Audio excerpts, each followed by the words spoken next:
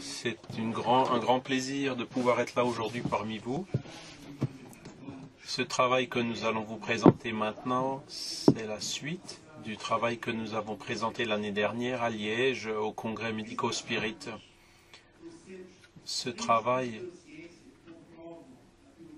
nous avons apporté les éléments qui prouvent les théories avancées par Calderaro, donc un guide spirituel qui a été amené par le livre Dans le monde supérieur par Francisco Cândido Xavier. Et on a montré que ce livre, qui a été publié en 1957, parlait déjà de sujets qui n'ont été prouvés par la neuroscience que dans les années 2000, 2001 et 2005. Et une partie de cette théorie proposée par Calderaro a été prouvée, surtout sur le rôle du cortex préfrontal, la partie la plus antérieure du cerveau. Nous allons parler aujourd'hui de la preuve d'une autre partie de cette théorie qui parle du cortex pariétal. Donc, on va parler du concept d'autotranscendance qui a déjà été étudié scientifiquement. On a des échelles, la validation de cette échelle psychiatrique en termes neurobiologiques a été faite, ainsi que le lien avec une région spécifique du cerveau, en particulier le cortex pariétal. Les dernières 3 études que nous avons présentées l'année dernière ont été produites par un laboratoire de Rio de Janeiro, et cette étude, elle a été produite dans une revue qui s'appelle Neuron en février 2011, une étude faite en 2010 en Italie. Ce qui attire notre attention dans cette étude, c'est que cette étude prouve également une partie de la théorie qui a été avancée en 1957 par certains esprits. Et nous pouvons voir que beaucoup des informations qui ont été transmises par André Louis, qui était le médecin spirituel, sont au fur et à mesure prouvées et confirmées scientifiquement par les découvertes des neuroscientifiques et d'autres découvertes matérialistes qui ne connaissent pas du tout le spiritisme, mais qui finissent par prouver les informations qui ont été passées avec beaucoup d'antécédence par les esprits.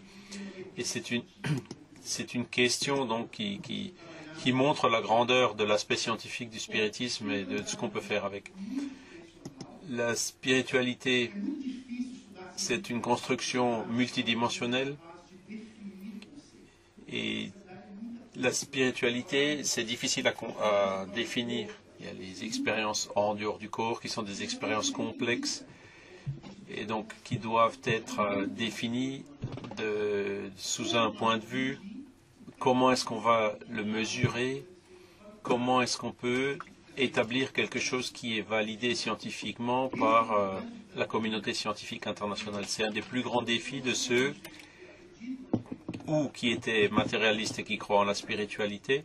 Par exemple, le docteur Charbonnier, qui n'était pas spiritualiste au départ, comme aussi d'autres spiritualistes qui doivent mieux définir les concepts et les modèles qui permettent d'obtenir des mesures scientifiques. Le concept de spiritualité est très complexe. Il change d'une religion à l'autre, d'une croyance à l'autre. Et il faut donc définir quel est l'aspect de la spiritualité dont on parle pour qu'on puisse l'étudier scientifiquement. La spiritualité, dans son sens général, reflète les motivations les plus profondes de l'être humain et est complètement indépendante des traditions de foi et des religions conventionnelles. Quelle que soit la religion, elle peut être un outil pour étudier la spiritualité. La personne peut aussi avoir une profonde spiritualité sans être affiliée à un mouvement philosophique ou religieux particulier. Et c'est une grande libération. Il y a l'histoire de la France, l'histoire de l'Europe, qui est une histoire de mouvements religieux qui ont opprimé la pensée humaine. Et aujourd'hui, nous avons une science qui a vécu, qui était bloquée dans son progrès à cause des abus des religions conventionnelles, en tant qu'organisation sociale. L'étude scientifique de la spiritualité, donc, dans ses différents aspects, indépendamment des croyances religieuses, c'est le grand chemin futur pour l'humanité. Et chacun de nous, d'une façon indépendante, peut construire sa spiritualité sans être dépendant d'une religion, sans être dépendant de gourous, de leaders religieux ou d'organisations religieuses. Il y a Robert Emmons qui parle de ces questions. D'un point de vue scientifique, un des composants les plus importants de la spiritualité, c'est le concept que nous considérons le plus approprié, c'est celui de l'auto-transcendance. C'est un des rares concepts que l'on peut mesurer, qu'on peut mesurer scientifiquement, qu'on peut comprendre comme un phénomène qui n'est pas transcendantal dans le sens des méthodes scientifiques. Une des grandes difficultés scientifiques, c'est quelle est la méthode que nous allons utiliser, quelle est la méthodologie avec laquelle nous allons travailler. Et il y a eu beaucoup de résistance de la science conventionnelle à cause de ça pour étudier la spiritualité. Par exemple, je suis sorti du domaine de la psychologie, bien que j'étais chercheur dans ce domaine, à cause des méthodes. On peut questionner les méthodes dans le domaine de la psychologie. Il y a des personnes qui peuvent mentir en remplissant les questionnaires, qui disent ce qu'elles aimeraient être et non pas ce qu'elles sont. Mais la résonance fonctionnelle avec des marqueurs biologiques font que les personnes ne peuvent plus répondre parce que les marqueurs biologiques sont indépendants du self-report conscient. Et donc, on est en train de construire une méthodologie. Une composante importante de la spiritualité, c'est la capacité de projeter son self dans des dimensions mentales qui transcendent la perception, les éléments perceptifs et moteurs du corps. Et c'est ce qu'on appelle l'autotranscendance. Il y a donc une échelle d'autotranscendance que je vais vous montrer. Les effets pratiques d'un point de vue psychologique sont d'abord l'expansion de la conscience, l'élargissement de la conscience ou du self. Donc, ce qui différencie nous-mêmes des autres, le moi des autres. Il y a aussi la transcendance, c'est la frontière qui définit le moi des autres et qui est en quelque sorte un peu diluée. Par exemple, dans une liaison amoureuse, le caractère affectif, la frontière dans cette expérience, elle est réduite. Dans les relations avec Dieu, dans la méditation, la frontière entre moi et l'univers est réduite. Et d'autres points qui ont été cités ce matin sur l'expansion et l'intégration de l'ensemble. La différence est réduite entre le moi et l'autre dans un état d'amplification. Un autre point intéressant qui est lié beaucoup à l'autotranscendance, c'est des recherches dans l'université de Virginie, de Jonathan Haidt, avec qui j'ai pu travailler un certain nombre de ces émotions qui sont des émotions morales. L'émotion que Jonathan Haidt a définie et qu'il appelle l'émotion de l'élévation. L'élévation, c'est quand nous percevons un acte moral extraordinaire d'une autre personne qui automatiquement nous pousse à considérer la réalité d'un point de vue plus élevé. Nous ne sommes donc pas enfermés dans la médiocrité du quotidien, l'emploi, les petites relations mesquines qui font partie de notre contexte quotidien. Et un sentiment d'élévation morale qui nous amène à une aspiration plus élargie de la réalité. Et c'est elle qui souvent nous motive à des actes moraux auxquels nous ne sommes pas habitués.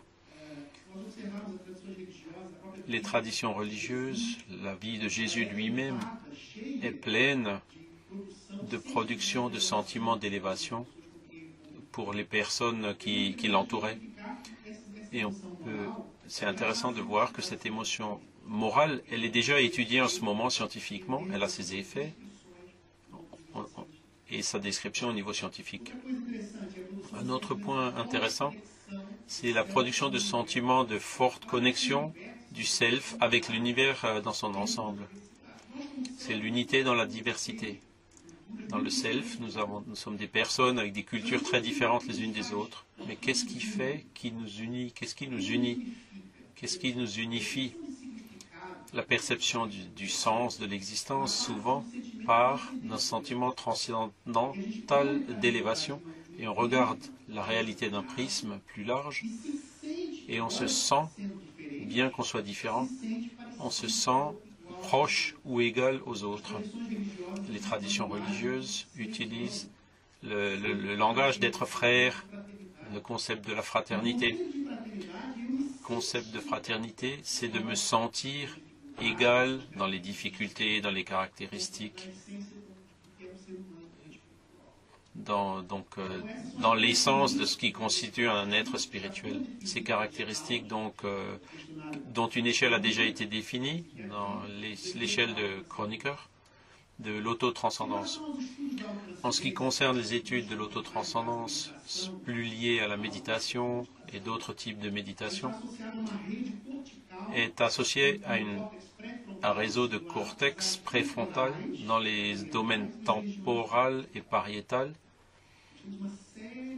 et les régions subcorticales. Il y a plusieurs études qui démontrent ça, mais il y a aussi des difficultés avec ces études. Nous n'arrivons pas bien à définir dans mon domaine précis qui est la neuroscience, ce qui est important de le dire pour ceux qui ne sont pas neuroscientifiques et qui sont impressionnés par les neuroimages. Quand les stimuli ne sont pas bien définis, les réponses ne sont pas faciles à conclure et à déterminer.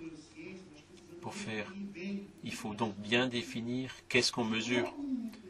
Si je mets une personne qui médite dans un IRM fonctionnel, l'activation neurale sera très complexe et difficile à interpréter. C'est pour ça qu'il faut, si on veut mieux étudier ces phénomènes, d'être capable de définir des concepts spécifiques d'un côté pour pouvoir isoler et déterminer certaines régions cérébrales et conclure quelque chose sur l'activation des neurones.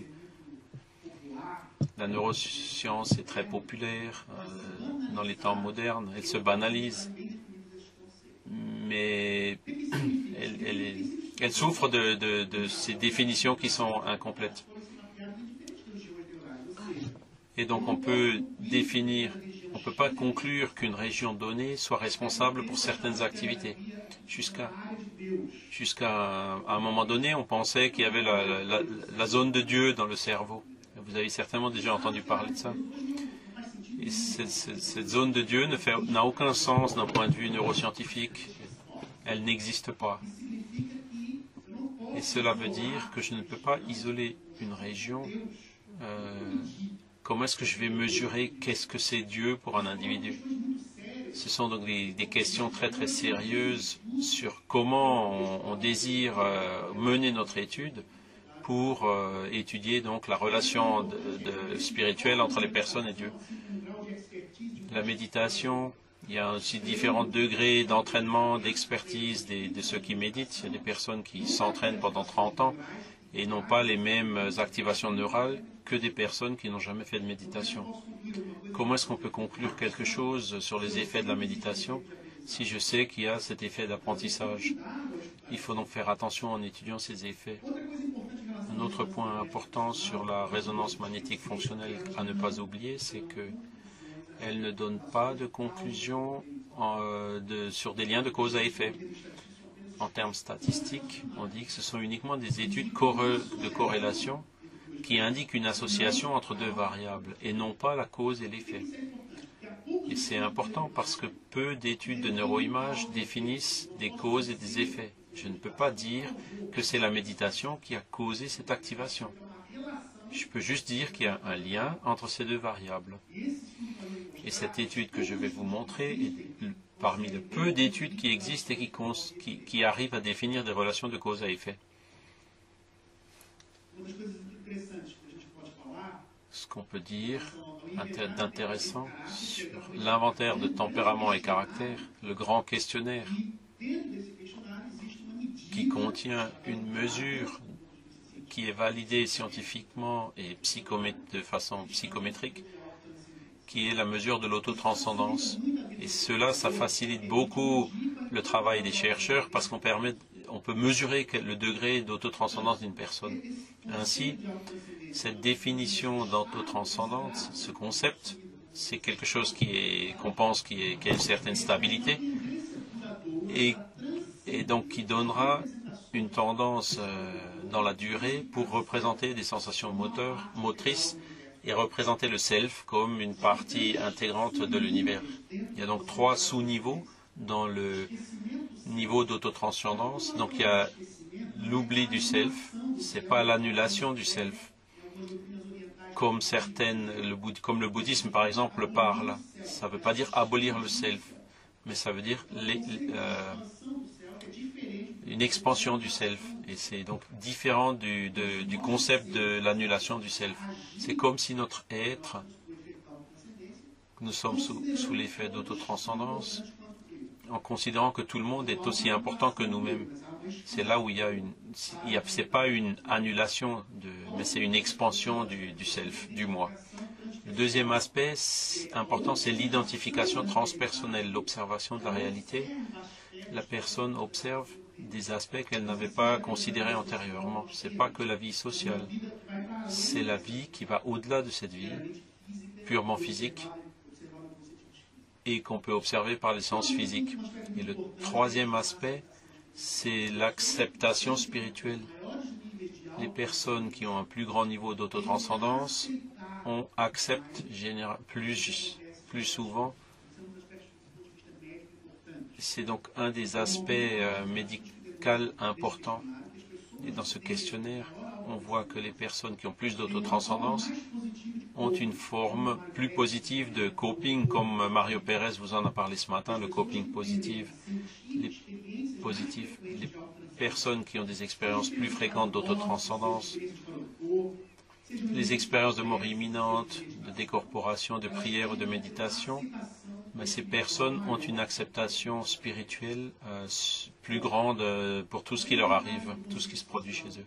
L'avantage d'un point de vue social de tout cela, ici en Europe, il y a une crise très forte actuellement. Les personnes qui ont un effet d'autotranscendance meilleur voient les choses plus positivement. Celles qui ont une autotranscendance inférieure sont révoltées, souffrent du chaos social, etc. Et donc, il y a plusieurs avantages, non seulement personnels, mais aussi sociaux, pour un vécu plus fort dans l'autotranscendance. On va décrire la méthode qui a été utilisée.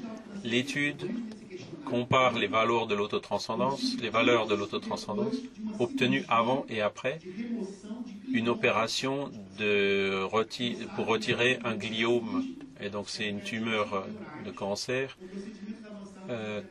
qui affecte les tissus neuraux et donc avec des processus avancés de cartographie cérébrale. Donc il y a eu l'analyse avant et l'analyse après pour voir l'effet non seulement sur le cerveau mais aussi sur l'autotranscendance. Et c'est une des rares études, malheureusement rares, qui permettent de faire une étude de cause à effet. Donc le fait de retirer un cancer, et puis aussi l'effet sur l'autotranscendance, et identifier une région spécifique du cerveau que je vais vous montrer. L'avantage de cette méthode, c'est d'explorer les changements dans l'autotranscendance qui sont induits par des lésions cérébrales spécifiques, et donc le rôle causal des structures frontales et tempopariétales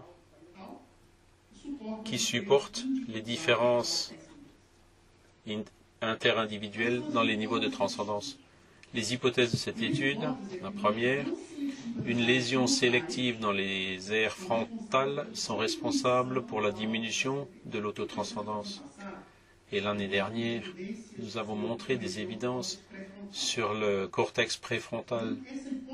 Et cette hypothèse que les auteurs ont placée ici a du sens parce que si on retire cette région, donc il y aura une autotranscendance moindre ou réduite.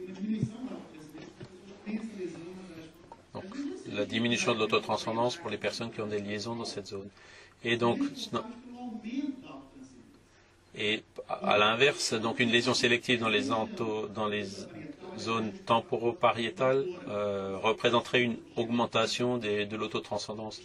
Et c'est cette zone du cerveau qui est liée au mouvement physique, les perceptions physiques. Et donc une lésion dans cette région pourrait causer une augmentation de l'autotranscendance. Donc il y a eu l'échantillonnage, c'était 24 patients avec un gliome de degré élevé, 24 avec de bas degré, 20 avec des gliomes récurrents et 20 patients avec des méningiomes cérébraux. Et la moitié de ces patients, la moitié des 24, avaient une lésion dans le cortex pariétal et l'autre moitié des lésions frontales. Donc 12 frontales et 12 pariétales. 12 frontales et 12 pariétales. C'est important de l'expliquer, justement pour prouver les hypothèses qui ont été avancées.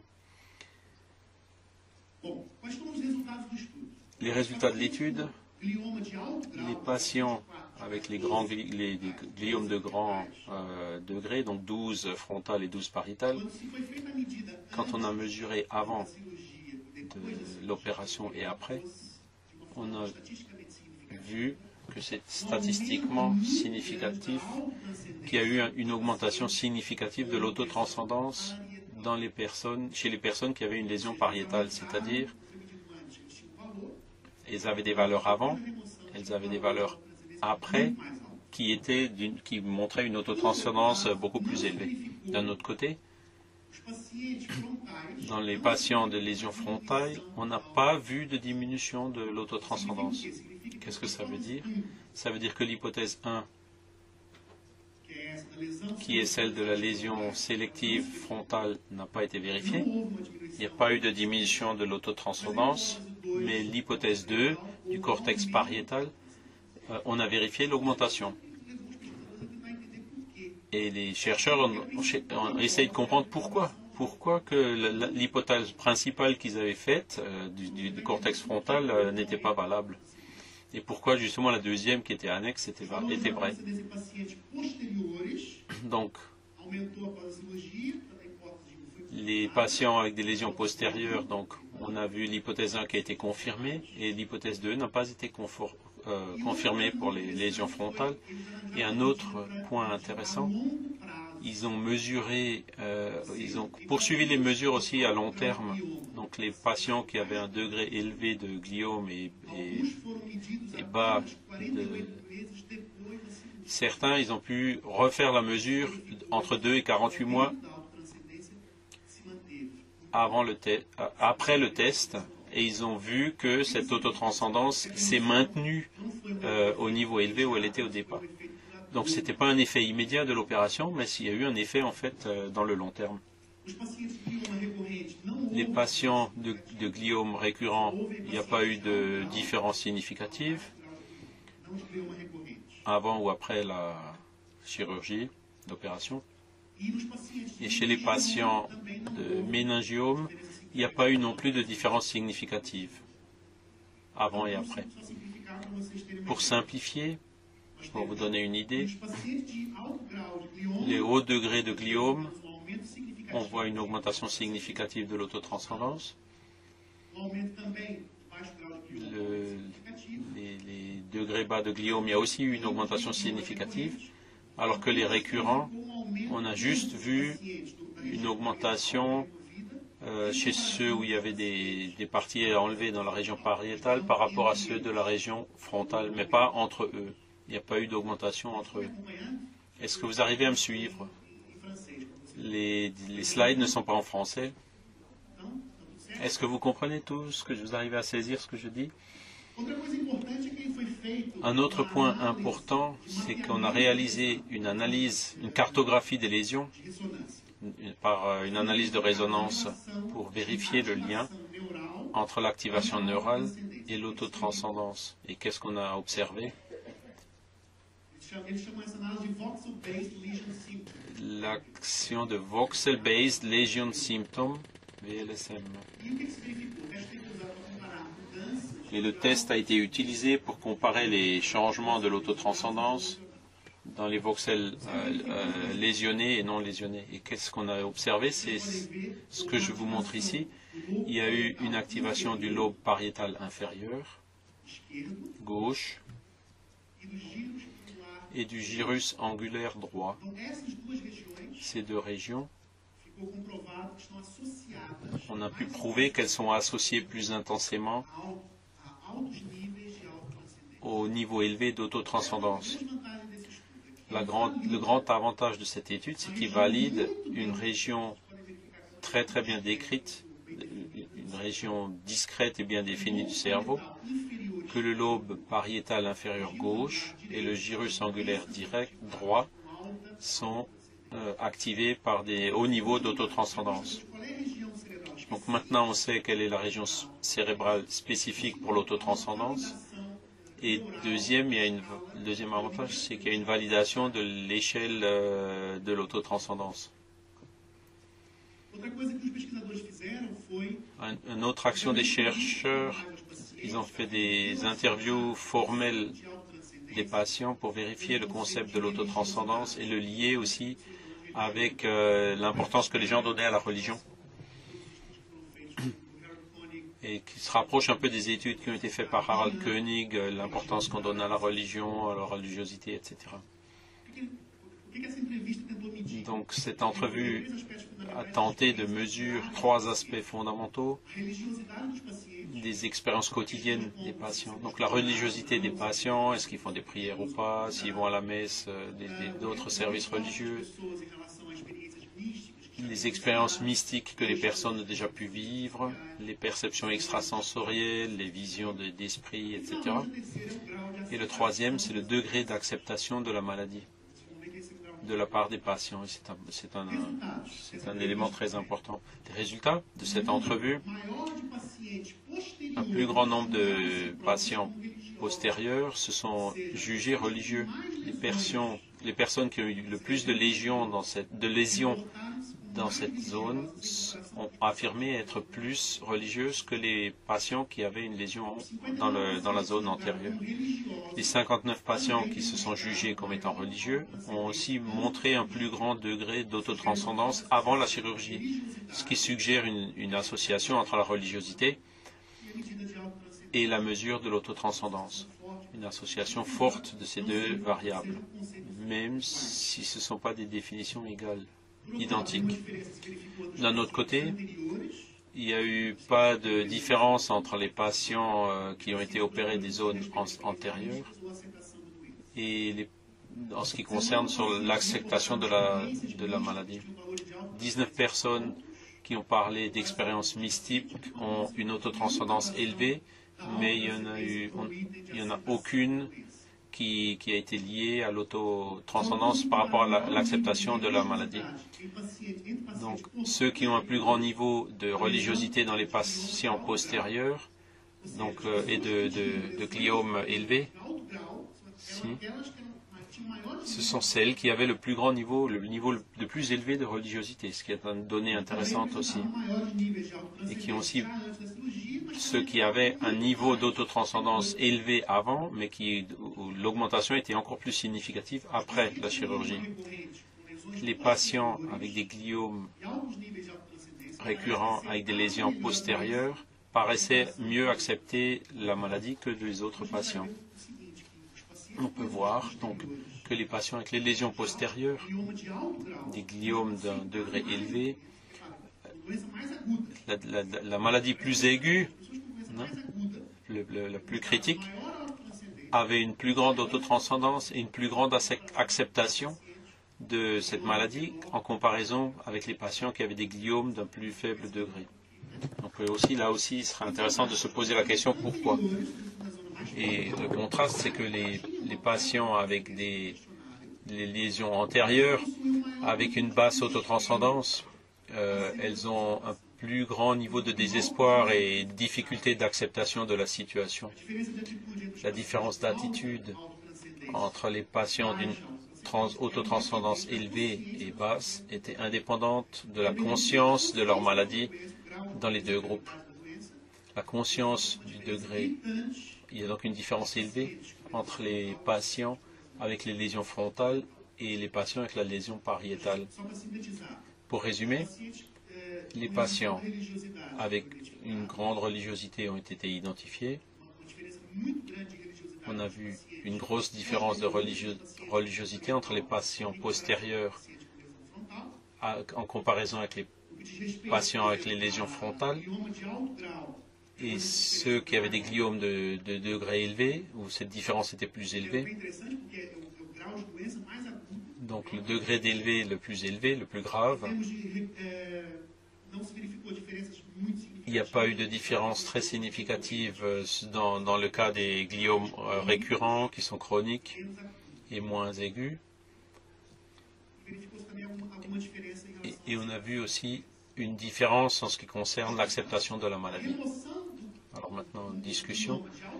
Le fait d'enlever les gliomes de haut degré et bas degré qui ont affecté les zones postérieures ont induit une augmentation spécifique et significative du niveau de l'autotranscendance. Ces changements ont été observés peu après l'ablation corticale qui suggère un rôle spécifique de ces structures et non un processus adaptatif et lent du cerveau.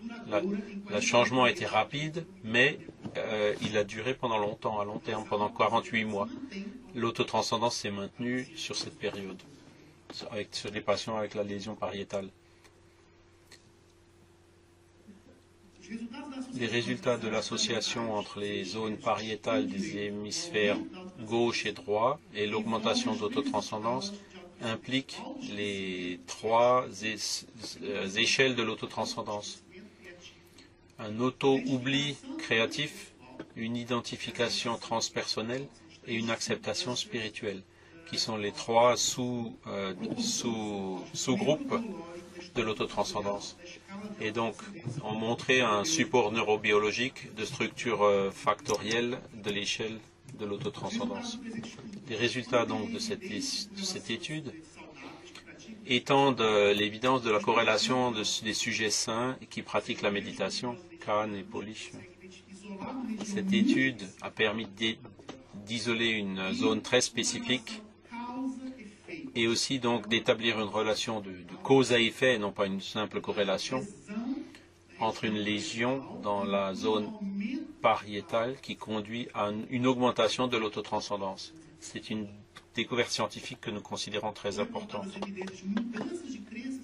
Il y a eu des changements, des croyances, des comportements religieux chez des patients avec de la démence frontotemporelle, les épilepsies du lobe temporal.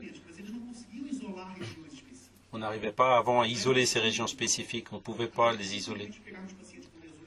Normalement, avec des patients qui ont des lésions, on a du mal à déterminer une zone très spécifique. Mais c'était la difficulté des études antérieures. En plus, la localisation illusoire du self dans un espace extrapersonnel a été reportée chez des patients avec des lésions tempopariétales gauche. Les auteurs proposent qu'une réduction de l'activité neurale du cortex tempopariétal pendant les expériences spirituelles peuvent refléter un sens altéré du corps dans l'espace. Une lésion dans cette région donne une augmentation de l'autotranscendance. Donc, si cette région est trop activée, elle va rendre l'autotranscendance plus difficile. Contribution de cette étude, donc un lien causal entre les lésions tempopariétales et l'augmentation de l'autotranscendance, la validation neurobiologique de l'escale de l'autotranscendance, l'identification d'une région neurale spécifique comme le cortex tempopariétal et l'absence de relation entre le cortex préfrontal et l'autotranscendance. Et pourquoi l'hypothèse n'a pas été validée? Il peut y avoir une structure, par exemple chez des patients normaux, qui peuvent avoir une structure tout à fait saine, mais qui ne pratiquent pas l'autotranscendance. Cette structure ne provoque pas forcément une plus grande autotranscendance si cette autotranscendance n'est pas activée ou excitée ou encouragée. Chez les patients qui avaient déjà un degré d'autotranscendance plus élevé, on a mieux pu mesurer le changement. Selon cette étude, il n'y a aucun lien entre l'autotranscendance et la religion frontale. Par contre, la légion de l'autre région a augmenté cette autotranscendance. Et cela prouve ce qui avait déjà été écrit en 1947 dans ce livre, Le Monde supérieur en 1947, dans le passage qui dit que dans la maison mentale, où Calderaro, qui est le guide spirituel d'André Louis, dit « Dans la région du cortex moteur, zone intermédiaire entre les lobes frontaux et les nerfs, nous avons le cerveau développé qui aide donc les énergies motrices dont il se sert, dont notre esprit se sert pour les manifestations indispensables au moment évolutif actuel de notre manière d'être. » Donc, ce cortex moteur, c'est donc le présent, le vécu actuel. Ceux qui se dévouent de façon absolue à l'effort machinal du présent, sans consulter le passé et sans organiser leur base pour le futur, mécanisent leur existence et perdent la stimulation de la lumière édifiante. Et ainsi, on aura du mal à apprendre de la spiritualité, de ce qu'elle peut créer, et donc cette attitude porte préjudice à notre évolution.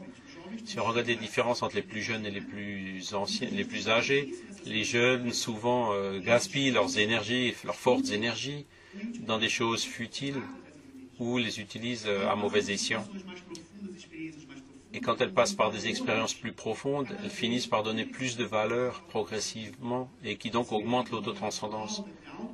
Une corrélation élevée entre l'autotranscendance et l'âge des personnes. Les personnes les plus âgées donnent des valeurs aux choses qu'elles ne donnaient pas quand elles étaient plus jeunes.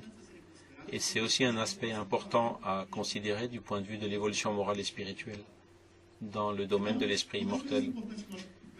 Un point important, et c'est pourquoi, en voyant les données de la démence, les projections en 2050 sur la démence aux États-Unis, dans le recensement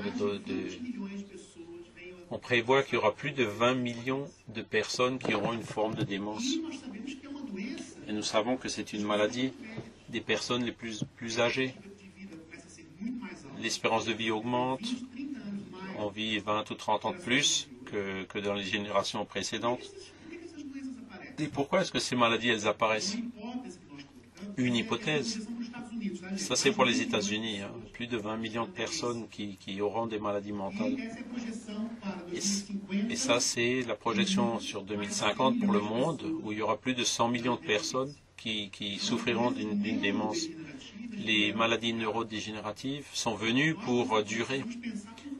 Et nous devons réfléchir pourquoi est-ce que ça va se produire comme ça. Ces maladies neurodégénératives qui handicapent nos perceptions physiques de la réalité peuvent être une stimulation pour qu'on puisse développer l'autotranscendance que nous ne nous valorisions pas quand nous étions simples. Les personnes qui ont une vie matérielle ne valorisent pas toujours la spiritualité. Les personnes ne valorisent la spiritualité que quand les problèmes commencent à venir de santé, problèmes sociaux, matériels.